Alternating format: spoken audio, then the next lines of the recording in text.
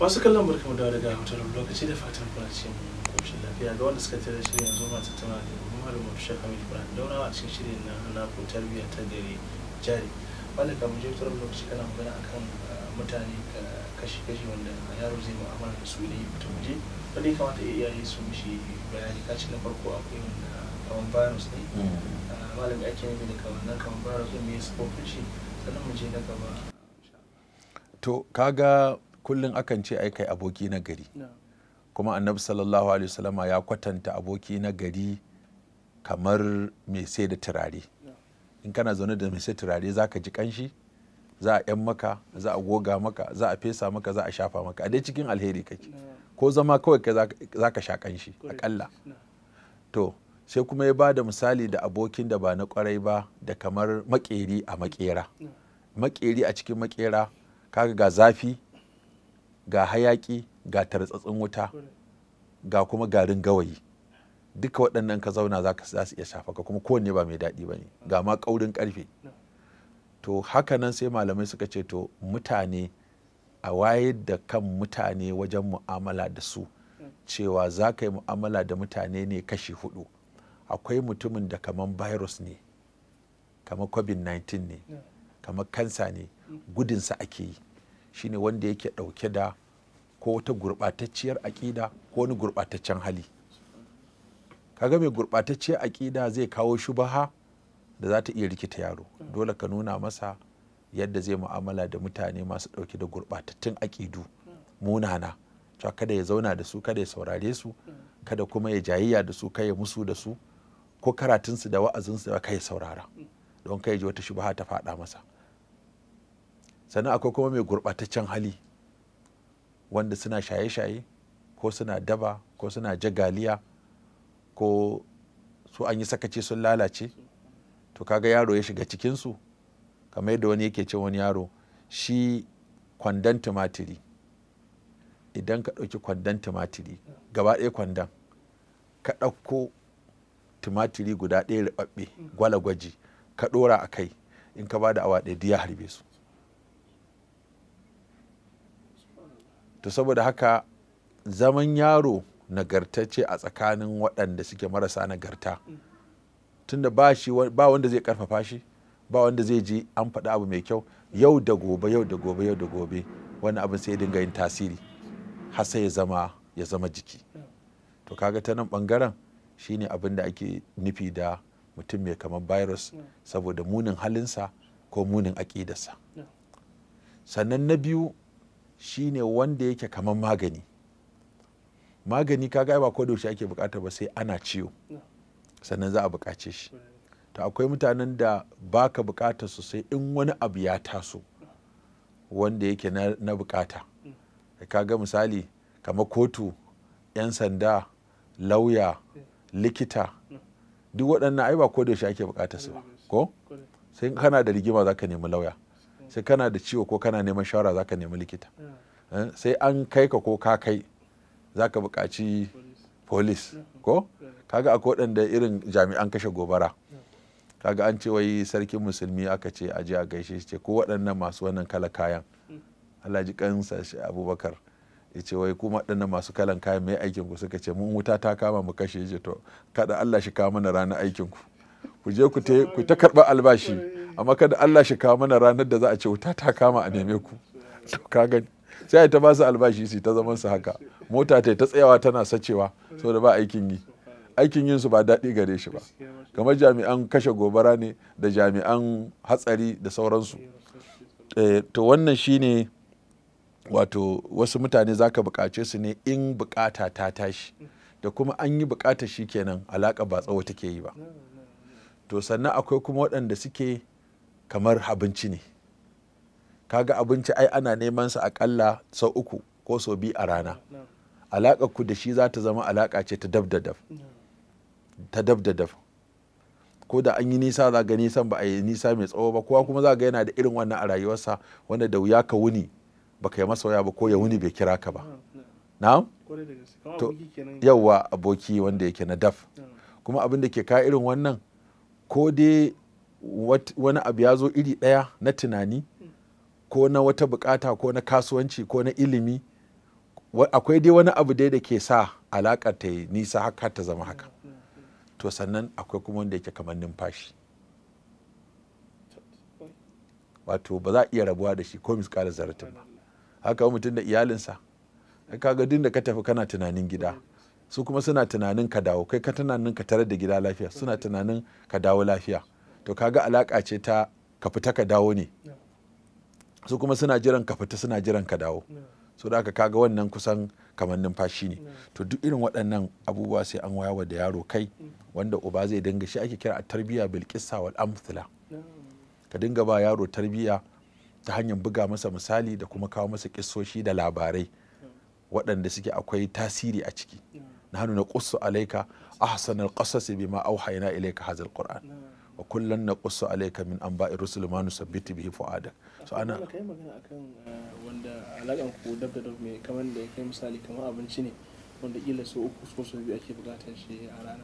Wani lokaci ma za ga yara musamman irin wannan matakin za ka ce akwai sanar irin wannan abokanan wanda kuma sun shaku da su sosai, sannan kuma abokan halayen su ba shi da kyau. Da za mu zo magana akan abokai nan gaba. Mallam idan aka samu irin wannan gaban ya kamata a ɗan yi controlling ɗin yaran, ko kuma ya kamata a yi ƙoƙarin raba su, tunda sun shaƙu zuciyarsu kullum yana tare da waɗannan. In ka sa ƙarfi wajen raba su zai zama to dama nan ba a sa ƙarfi, kuma kamar da na gaya maka cewa abin da ke haɗa alaƙoƙin yara suna da yawa. Wataran ɗaya mai hali ne, ɗaya mara hali. So idan ɗan mai hali yana taimaka ɗan mara hali, to wannan alaƙa za ta yi ƙarfi. Wata za ga duk masu ƙoƙari ne sai su zama abokai, wataran duk marasa ƙoƙari ne sai su zama ƙoƙari, wataran da mai ƙoƙari da mara ƙoƙari sai ga sun zama abokai, saboda wannan yana fa'idantuwa da wannan. Akwai maslaha. Wataran ɗaya ne yake amfanuwa da ɗaya, ko ta hanyar iyayensa masu arziki ne, ko yana wa ɗayan alheri, sai wannan alaƙar ta. Wataran kuma duk ba sa ji ne, suna da sha'awar wani abu guda ɗaya, ko suna sha'awar ƙwallo, kaga dole za a zauna a tattauna, ko suna sha'awar ko wani dai abu, ko wani game, ko wani wasa, ko dai wani abu, wata ɗabi'a tana iya haɗa su. Wataran ma kamanni kawai za ka ga wani, wataran kuma sa'anni, idan shekaru suka kusa zuwa ɗaya, ko kamanni ko sa'anni, duk waɗannan suna iya ƙulla alaƙa tsakanin wato yara. To in kaga ko shaƙuwar jini ma ana samun wannan. To idan kaga cewa ɗanka ko ‘yarka a makaranta ta shaƙu da wata ko ya shaƙu da wani, to sai ka fara nazari akan ɗan naka tukunna, wani irin ɗa kake da shi. Sannan sai ka yi nazari akan wanda suka shaƙu, wani irin hali yake da shi. Idan kaga cewa alaƙar za ta zama illa, to sai ka yi amfani da hikimomi. Ba za ka zo ka ce yadda iyayenmu suke da a fito, kai na raba ka kan sake ganin ka ɗan gidan wani, saboda da yara suna da tsoro sai su daina. Amma yanzu sai ka yi amfani da hikima da azanci da wayo wajen rushe ma yaro wato alaƙarsu da wancan, da canza masa alƙibla game da ya rabu da irin wannan abin da kansa. Don abin da malamai suke cewa inda yaron ka ya kai shekara 15 zuwa sama, to ka dinga ba shi dama ya canza abu da kansa, ya fi ka canza masa. Ma'ana ka zo masa da tunanin da zai karbi gyara, ya gyara da kansa, ya fi ka ce masa kakka sake. Shi ba umarni yake so da hani a wannan lokacin ba, saboda komai yana fassara shi da so da ki. To in ka hana shi abu ba ka son sa ne, in kai masa abu kana son sa ne, saboda haka kana babansa sai jefa ka cikin makiya. To Allah na ga babana baya so na. Shi kalmar so da ki ya tsane ni, duk kalmar ki su suke fassarawa, saboda ya fara so, zuciyarsa ta fara kallon komai a matsayin abin so ne ko abin ki. Iyayena sun tsane ni, iyayena ba sa so na, iyayena ba su damu da ni ba, iyayena ba sa kula ni, ba sa bani lokaci, saboda yana buƙatar waɗannan abubuwan da ya faɗa. In ka ji yaro yana faɗa waɗannan abubuwan, to ya rasa su ne, ba a da lokacin da za a saurare shi.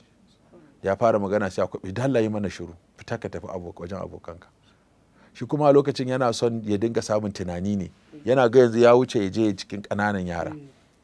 So da haka yana son iyayensa su buɗe masa ƙofar hiwar na tattaunawa, ya ga yana tattauna da mahaifinsa, da wani mahaifin bai ba da fuska ba.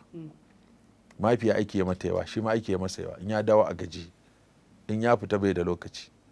So sai ka ga yara, to dole ku samu abokai, dole su je su yi hira, dole su je su su tattauna, su je su yi abin dariya, abin farin ciki, duk za su yi waɗannan. To idan iyaye suka haramta wa 'ya'ya irin waɗannan lokutan, to shine za ka ga yara dole sai sun fita waje sun je sun kulla abokai da wasu, kuma irin abin da suke sha'awa sai ka ga irin waɗannan abokan za su haɗu da su.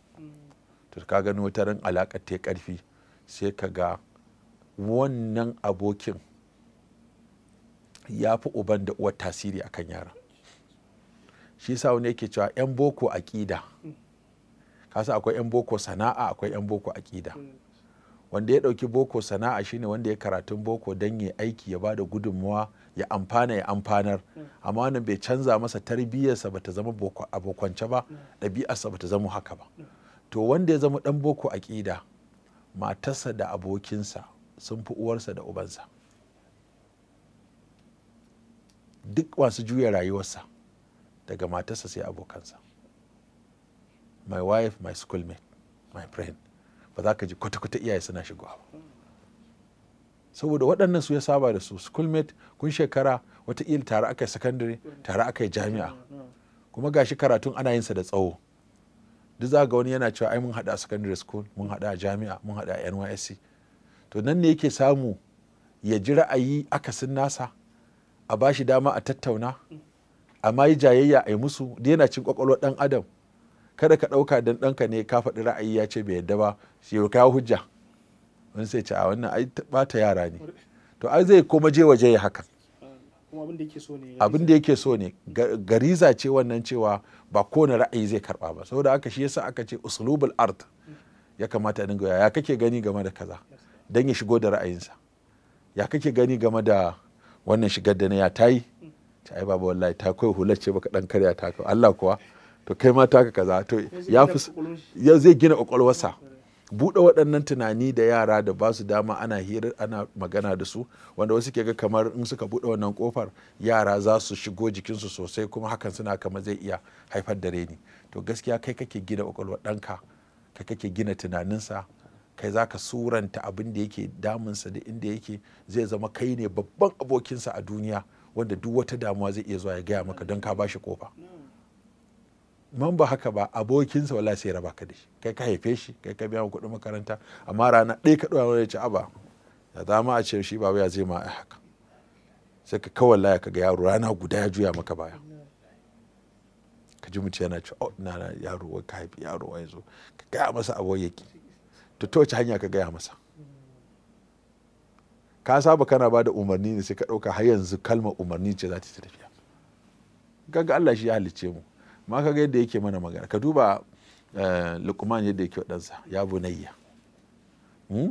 Ka duba annabi Yaqub yadda yake annabi Yusuf, ya bunayya la taqsur aka ala aikatika, ya abati ya bunayya, ya abati, haka za ka ta gani. Annabi Ibrahim yana cewa ya abati, ya bunayya inni ara fil manami, wajen annabi Ibrahim. Ya bunayya la taqsur uyaka, wajen annabi Yaqub. Ya bunayya aqimus sala, wajen Luqman. Kaga duk suna tausasa ma 'ya'yansu wajen gaya musu kalami wanda zai musu tasiri a zukatansu, ya kuma isar da wani muhimmin sako.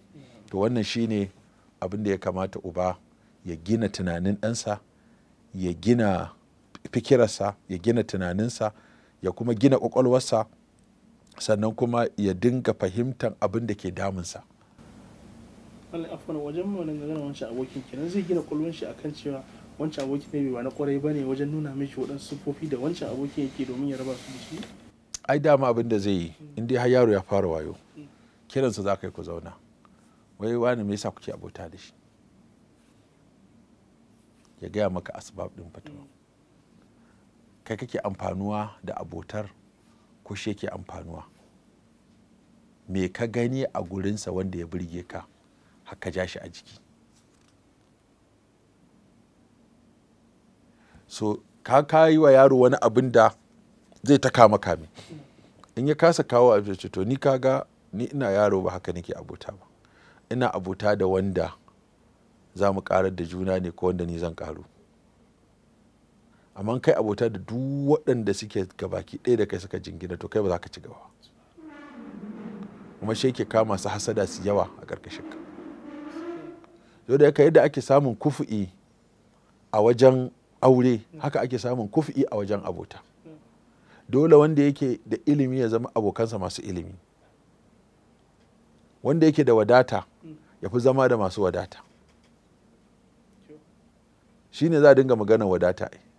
Yasa na ba wani shawara, yana unguwar talakawa sai Allah ya masa arziki, wai sai a masa ya ce masa za a daga gida ta nan sai an ce kaga ka tashi ka koma unguwar mawadata. In ka zauna wai ka sai gidan makoci ta nan barin, ka sai gidajen makoci ta nan barin, to wannan abu duka a cikin bakin ciki za ka tashi da bacin rai. Ko da kana siya ne da nufin ka taimaka musu, ya yi arziki yana ta siya gidan makota, kuma ka wayi gari gidanka fi kowanne girma unguwa, duk wani musifa ta zo kai za a ci. Kai kaɗai za ka iya ba kanka wuta, in baka ba su ba akwai matsala. Kai kaɗai za ka iya ba kanka ruwa, kai kaɗai za ka iya haƙa kanka rijiya. In kuma ka yi aita lalatawa ta rigima da kai, ƙara wannan gidan ka mai musu da shi islamiyya, ko ka mai da shi masallaci, ko ka mai da shi asibiti, ka ba da gudunmawa, ka tashi ka koma cikin masu arziki kai gida, can sai ka dinga ba su gudunmawa. An ba ka ba kullum rigima za ta yi da kai, kai gurin ya matse ka, kana ta sai gidajen makota, su kuma kullum a cikin rigima kake da su. Na'am? Amma in ka zo gurin da kowa haka yake duk irin ku ɗaya, to kaga baka da matsala. Na'am? Wani an ce a dinga encourage mutane cewa talaka ya aure mai kuɗi, a dinga samun aurata ya tsakanin. Ai wannan ai baya dorewa. Ai wasu malaman ma sun hana. Sun ce kwata-kwata kada a ba wani talaka yan mai kuɗi. Wannan ya liftin wannan. A ina, ai ba kufu'i bane. Ai shi yasa kaga Annabi sallallahu alaihi wasallam hana Fatima binti Qais ta auri Muawiya saboda bai da kuɗi, ka ta auri Abu Jahl saboda yana duka.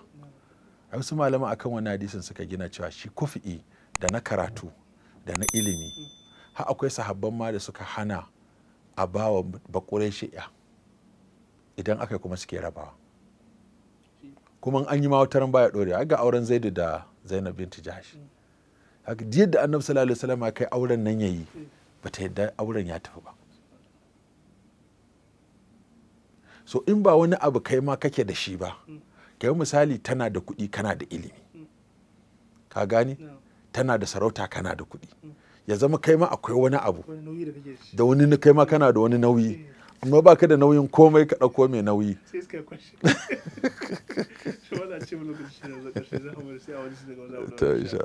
Masu kallon duka da lokacin mana halisa sai da Allah sake sa mu za mu daura. Amadan abu aiki na su ta gabatar da shirin ke cewa ku ci gaba da kasancewa da Africa TV3. Wassalamu alaikum wa rahmatullahi wa barakatuh.